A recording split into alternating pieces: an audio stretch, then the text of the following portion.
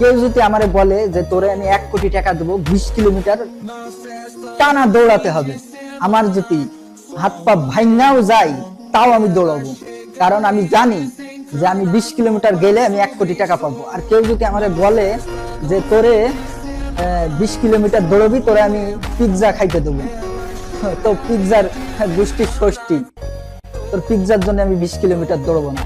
তো আমি যখন আমার ভিশন আগে ক্লিয়ার করতে হবে, যে আমি যখন জানবো আমি এই 20 কিলোমিটার দৌড়াইলে আমি 1 কোটি টাকা পাবো, আর 1 কোটি টাকা পাওয়া মানে আমার জীবনটা সেটেল হবে, তখন আমি অবশ্যই আমি 20 কিলোমিটারই দৌড়াবো।